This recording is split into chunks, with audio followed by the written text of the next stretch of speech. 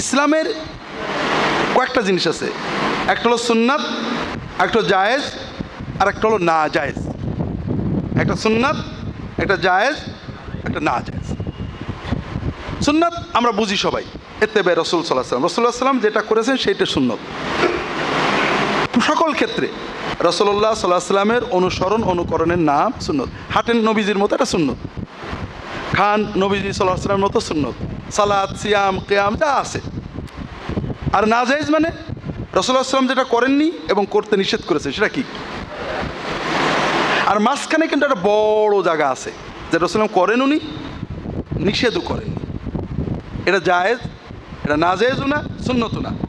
এটা কি আমরা প্রয়োজনে করতে পারবো, দুনিয়ার প্রয়োজনে, জাগতিক প্রয়োজনে, কিন্তু এইটাতে কোনো সওয়াব হবে না। কেমন? রাসূলুল্লাহ সাল্লাল্লাহু আলাইহি ওয়াসাল্লাম খেয়েছেন, কোনোদিন জীবনে ভাত খাননি, কখনোই খাননি ভাত। তিনি রুটি খেয়েছেন, জব গমের বিভিন্ন জিনিস খেয়েছেন, ফল খেয়েছেন, পনির খেয়েছেন, ভাত খাননি। আমরা কি খাই? ভাত খাই। এটা কি নাজেজ কিনা? নাজেজ না। এটা আমরা জীবন ধারণের প্রয়োজনে খাই। আমরা জানি রাসূলুল্লাহ সাল্লাল্লাহু আলাইহি ওয়াসাল্লামের মতো রুটি বা খেজুর খেয়ে থাকতে আমরা পারি না, আশা হয়, কিন্তু আমাদের অভ্যাসে কুলোই না। আমরা ভাত খাওয়াকে ইবাদত মনে করি না। খাদ্য গ্রহণের ইবাদত সুন্নত, রাসূলুল্লাহ সাল্লাল্লাহু আলাইহি ওয়াসাল্লাম যেটা খেয়েছেন আমরা পারি না তাই খাই। কেউ মনে করে না যে আরবের লোকে খেজুর খায়, আমি ভাত খাই, আমার সব বেশি আছে, এরকম চিন্তা করে নাকি? না, এটা জায়েজ। আর না জায়েজ কোনটা? যেটা খেতে নবীজি নিষেধ করেছেন, যেভাবে খেতে নিষেধ করেছেন না জায়েজ আমরা বুঝি। আর সুন্নত হলো রাসূলুল্লাহ যা খেয়েছেন, যেভাবে খেয়েছেন, যে কায়দায় বসেছেন, পদ্ধতি এবং কর্মে রাসূলুল্লাহ সাল্লাল্লাহু আলাইহি ওয়াসাল্লাম অনুকরণ হলো সুন্নত। সওয়াবের একমাত্রই পথ আছে, একটাই দরজা, সেটা হলো সুন্নত।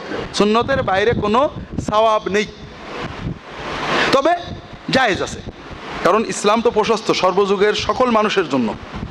যুগে যুগে মানুষ দুনিয়ার অনেক কিছু করবে। যেমন আমরা হজে যাই, রাসূলুল্লাহ সাল্লাল্লাহু আলাইহি ওয়াসাল্লাম কিসে গিয়েছেন? আমরা কিসে যাই?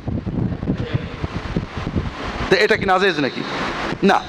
আমরা এই প্লেনে যাওয়া বা উঠে যাওয়া কিন্তু হজ না। আমরাও জানি হজ শুরু হয় মক্কা, মদিনা, আরাফাতে। এই যাওয়াটা হলো একটা উপকরণ মাত্র। এখন আমাদের উঠে যাওয়ার ব্যবস্থা নেই, আমরা প্লেনে যাই। এই প্লেনে গেলাম, উঠে যাওয়ার সে সব বেশি হলো, এটাও কেউ মনে করে না। আবার উঠে গেল, আমি প্লেনে গেলাম না, বা অমুক প্লেনে গেল, আমি উঠে গেলাম, খুব ভালো হলো, এটাও কেউ মনে করে না। এটা উপকরণ, দুনিয়ার জাগতিক আসবাব। এটার ক্ষেত্রে জায়েজ ব্যবহার করা যাবে, কিন্তু সওয়াবের জন্য একমাত্র পথ কি? সুন্নাত। সুন্নাতের বাইরে কোনো সওয়াব নেই। আমরা কি ভুল করি? জায়েজ এবং সুন্নতকে জড়াই ফেলি। আপনাদের দেশে কি মাথাল আছে? মাথাল, মাথার উপরে কৃষকরা দেয়, ঝড় বৃষ্টি টিষ্টি, রোদ লাগে না, কি বলে আপনাদের দেশে? জি। এখন একজন আমার কাছে এসে বলল যে হুজুর, ভাইজান, আমি মাথাল মাথায় দেবো, মাঠে কাজ করি, রোদ লাগে, এটা কি জায়েজ হবে? আমি কি বলবো? জায়েজ বলবো না? এটা তো জায়েজ। শরীয়তে এটা নাজায়েজের কোনো দলিল নেই। রাসূলুল্লাহ সাল্লাল্লাহু আলাইহি ওয়াসাল্লাম ব্যবহার করেন, উনি নিষেধও করেনি। এই যে বড় বাউন্ডারির ভিতরে এটা পড়ে গেছে। সে বলল আলহামদুলিল্লাহ। সে এখন সবসময় মাথাল মাথায় দিয়ে বেড়ায়। একজন তাকে বললো যে তুমি এখন চায়ের দোকানে আসো কি ঘরে আসো, বাজারে আসছো, মাথালটা খুলে বা হ্যাটটা খুলে তুমি একটা টুপিটা মাথায় দাও না, সওয়াব হবে। সে বললো যে এই বাড়াবাড়ি করবি না, এই সুন্নত নিয়ে বাড়াবাড়ি করবি না। আব্দুল্লাহ জাহাঙ্গীর ফতোয়া দিয়েছে মাথাল ব্যবহার করা জায়েজ। কথা বুঝতে পারেননি? গলতটা কোথায়? সে ভুল বুঝেছে। একজন লোক খাওয়া দাওয়া করছে, অথবা আমার কাছে আসছে যে হুজুর, ভাইজান, আমি রিক্সা চালাই অথবা কর্ম করি, 10টা 11টায় বাসায় যাই, ক্লান্ত হয়ে, হয়তো বউ কিছু মুড়ি ভেজে দেয় বা চিড়ে ভেজে দেয়, আমি কি শুয়ে শুয়ে খেতে পারবো? শুয়ে শুয়ে খাওয়া জায়েজ হবে? আমি কি বলবো? জায়েজ হবে। রাসূলুল্লাহ সাল্লাল্লাহু আলাইহি ওয়াসাল্লাম শুয়ে খেতে নিষেধ করেননি, নিজেও শুয়ে খেয়েছেন এমন কোনো রেওয়ায়াত নেই। তার মানে এটা বিরাট বাউন্ডারির ভিতরে পড়ে গেল। এখন একদিন দুপুরে 11টায় 10টায় সে শুয়ে শুয়ে মুড়ি খাচ্ছে, তার এক বন্ধু ঘরে ঢুকেছে। এই শুয়ে শুয়ে খাচ্ছিস, উঠে বয়, সুন্নত কায়দায় বসে বসে খা, সওয়াব হবে। সুন্নত নিয়ে বাড়াবাড়ি করবে না। সব কাজ কি নবীর তরিকা হয় নাকি? আব্দুল্লাহ জাহাঙ্গীর ফতোয়া দিয়েছে, আমাকে বলেছে শুয়ে খেলে জায়েজ আছে, কোনো দোষ নেই। কাজটা কেমন হলো? আমরা কি আমাদের ভুলটা ধরতে পারছি কিনা? জায়েজ একটা জিনিস আর সুন্নত সওয়াব ভিন্ন জিনিস। এবার আমরা আমাদের জানা বিষয়ে আসি। আমরা জানি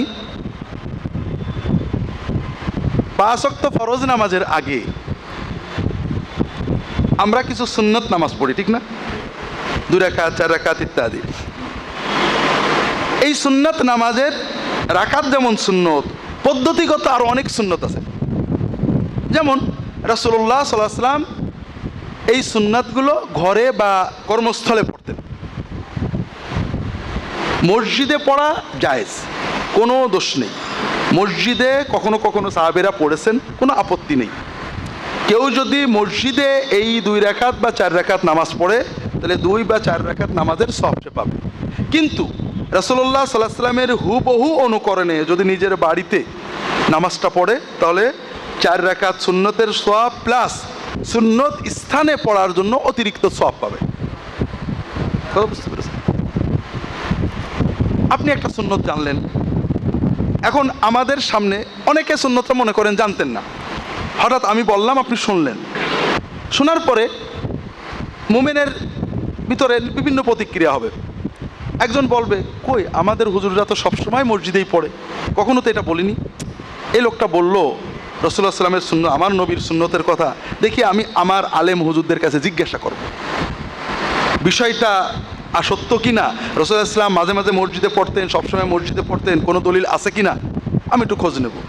এটা খারাপ না, একজন বললেই মেনে নিতে হবে এটা জরুরি না। এটা তাহকিক করা, গবেষণা করা, জানা, এটা ইমানের একটা দাবি। আরেকজন বলল যে আমি একটা নতুন সুন্নত জানলাম, আর যে বলল মোটামুটি তার ব্যাপারে আমার ইতমিনান আছে, ঠিক আছে আমি সুন্নতটা পালন করতে শুরু করব, এটাও একেবারে খারাপ কিছু না। আরেকজন বলল যে এতকাল কেউ বললো না, কোথায় সব আজকাল নতুন নতুন কথা মাথা শিখেছে, দুনিয়াটা জ্বালাই খাইলো। এটা কিন্তু তার ইমানের সাথে সাংঘর্ষিক। সে কাকে ছোট করলো? আমাকে, মুহাম্মদ রাসূলুল্লাহ সাল্লামকে, তার নবীকে, যে নবীর জন্য সে জীবন দিতে প্রস্তুত, তার একটা সুন্নত জানার পরে তার জানার, বোঝার, আসলে বিষয়টা কি জানার কোনো আগ্রহই তার ভিতরে আসলো না। তার মানে তার লা ইলাহা ইল্লাল্লাহু এবং মুহাম্মদ রাসূলুল্লাহ যে ইমানের ঘোষণা দেয়, আসলে সেখানে কিছু ফাঁক রয়ে গেছে। মুহাম্মদ সাল্লাল্লাহু আলাইহি ওয়াসাল্লামের একটা সুন্নত জানার পরে মানবও না, বোঝারও চেষ্টা করব না, জিজ্ঞাসা করব না, এই কান দিয়ে ঢুকাবো, এই কান দিয়ে বের করে দেবো, আরে এতকাল মানুষকে আর কিছু বুঝিনি, এটা কিন্তু আমাদের ইমানি চেতনার সাথে সাংঘর্ষিক। কারণ এতকাল মানুষ যা করেছে কোনো গুনার কাজ করিনি। সমাজে দিন এসেছে, আলেম ওলামারা শিখিয়েছেন, অনেকটা শেখানো হয়েছে, অনেকটা বাকি আছে, অনেকটা চলবে, অনেক বিষয় আছে খুঁটিনাটি আলেমরা তো বলেননি। কাজেই এটা জানার পরে জানার চেষ্টা করা আমার দায়িত্ব ছিল। এইবার চতুর্থ ব্যক্তি সে কি বলল? সে স্বীকার করলো যে রাসূলুল্লাহ সাল্লাল্লাহু আলাইহি ওয়াসাল্লাম ঘরে পড়তেন। সে বুঝলো রাসূলুল্লাহ সাল্লাল্লাহু আলাইহি ওয়াসাল্লাম ঘরে পড়তেন, হাদিসে এর বাইরে পাইল না। কিন্তু এরপরেও সে মসজিদে পড়াটা উত্তম প্রমাণ করলো। কিভাবে? আমার উস্তাদ শাইখুল হাদিস আল্লামা ডক্টর হুজুর আজীবন দেখছি মসজিদে পড়েছেন, কই তিনি তো ঘরে পড়ার কথা বলেননি। ঠিক আছে, রাসূলুল্লাহ সাল্লাল্লাহু আলাইহি ওয়াসাল্লাম ঘরে পড়তেন, তার বিভিন্ন কারণ ছিল, তার ঘরটা মসজিদের পাশে ছিল, এটা ছিল সেটা ছিল, তিনি বিভিন্ন কারণে পড়েছেন। কিন্তু আমাদের জন্য মসজিদে পড়াই উত্তম, কারণ মসজিদে পড়লে 1 রাকাতে 25 রাকাত সওয়াব, মসজিদে পড়লে অমুকটা, মসজিদে পড়লে তমুকটা। তিনি বিভিন্ন দলিল দিয়ে জানার পরেও রাসূলুল্লাহ সাল্লাল্লাহু আলাইহি ওয়াসাল্লাম ঘরে পড়েছেন, মসজিদে পড়েননি, স্বীকার করার পরেও মসজিদে পড়াটাকে উত্তম মানেন। এটা কি হলো? এইটা হলো মান রাগিবা আন সুন্নতি ফালাইসা মিন্নি, যে আমার সুন্নতকে ছোট মনে করে সে আমার উম্মত না। এইটা, এই পর্যায়টার নাম হলো বেদাত। কথা বুঝতে পেরেছেন? তা আমরা অনেক সময় এই পর্যায়ে চলে যাই। আর সকল বিদাত দলিল ভিত্তিক, দলিল ছাড়া কোনো বিদাত হয় না, তবে সুন্নাহ ভিত্তিক না, নবীজি সাল্লাল্লাহু আলাইহি ওয়াসাল্লাম আমল ভিত্তিক না। রাসূলুল্লাহ সাল্লাল্লাহু আলাইহি ওয়াসাল্লামের আরেকটা সুন্নত হলো ফজরের নামাজের 2 রাকাত সুন্নতে প্রথম রাকাতে সূরা কাফিরুন এবং দ্বিতীয় রাকাতে সূরা ইখলাস পড়া। কেউ যদি যে কোনো সূরা পড়ে নামাজ হয়ে যাবে, 2 রাকাত নামাজের সওয়াব পাবে, স্থানের সওয়াব পাবে। কিন্তু যদি রাসূলুল্লাহ সাল্লাল্লাহু আলাইহি ওয়াসাল্লাম অবিকল অনুসরণের জন্য এই দুটো সূরা পড়ে, তার আমলনামা একটা অতিরিক্ত সুন্নতের সওয়াব লেখা হবে। এই সুন্নত জানার পরও আমাদের পর্যায়ে কিন্তু এই 4টে মেনে নিলাম, তাহকিক করলাম, এ দুটো হলো খুব ভালো। অ্যাভয়েড করে গেলাম, আরে কী সব আলতো ফালতো কথা বলে, এটা ইমানের সাথে সাংঘর্ষিক।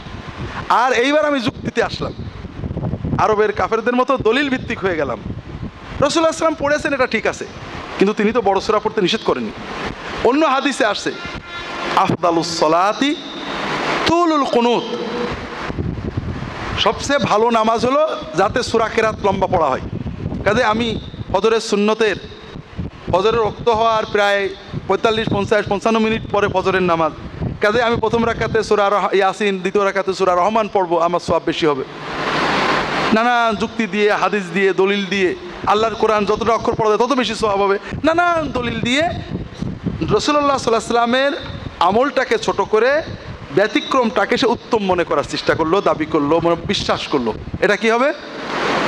হ্যাঁ, নবীজি সাল্লাল্লাহু আলাইহি ওয়াসাল্লাম সুন্নতকে ছোট বানানো হবে। এই 4টে পর্যায়ের দিকে আমাদের খেয়াল রাখতে হবে। এবার সুন্নত মানার ফজিলত, আমরা ইবাদত করি, কিছু ব্যতিক্রম হয়ে যায়, অজান্তে ব্যতিক্রম হয়, ছোটোখাটো সুন্নত মানতে পারি না, এটা এত বড় অপরাধ না, কিন্তু চেতনায় ঠিক থাকতে হবে যে সুন্নতের চেয়ে উত্তম কিছু হতে পারে না। আল্লাহ রাসূল সাল্লাল্লাহু আলাইহি ওয়াসাল্লাম বলছেন, ইন্না মিন ওয়ারাইকুম আইয়ামাস সাবরি আইয়ামাল ফিতানি লিল মুতামাসসিকি ফিহা আলা মা আনতুম আলাইহি আজরু 50 মিনকুম। ভবিষ্যতে এমন সময় আসবে যে সময়ে সুন্নত পালন করা কঠিন হয়ে যাবে। সেই যুগে, ফিতনার সময়ে, সবরের সময়ে যদি কোনো মুসলমান অবিকল সাহাবীদের মতো দিন আঁকড়ে ধরে, সাহাবীদের সুন্নতের উপরে থাকে, তাহলে একজন মুসলমান 50 জন সাহাবীর সমান সওয়াব পাবে। তাহলে বোঝেন, আপনার সালাত, আপনার সিয়াম, আপনার কিয়াম, আপনার দরুদ, আপনার শবে বরাত, আপনার শবে কদর, আপনার পরিবার, আপনার প্রতিটি ইবাদত যদি সাহাবীদের সুন্নতের মতো হয়, তাহলে আমরা এই একটা ইবাদত করে 50 জন সাহাবীর মতো সওয়াব অর্জন করতে পারবো। কারণ তারা রাসূলুল্লাহ সাল্লাল্লাহু আলাইহি ওয়াসাল্লাম দেখেছেন, তাদের সামনে কোনো সমস্যা ছিল না, আমরা দেখিনি। সমাজে নানান সমস্যা, অনেক অসুবিধা, তার ভিতর দিয়েও যখন আমরা এটা চেষ্টা করব, আমরা আল্লাহ তাআলা কবুল করলে একটা আমল দিয়ে 50 জন সাহাবীর আমলের মতো সওয়াব অর্জন করব।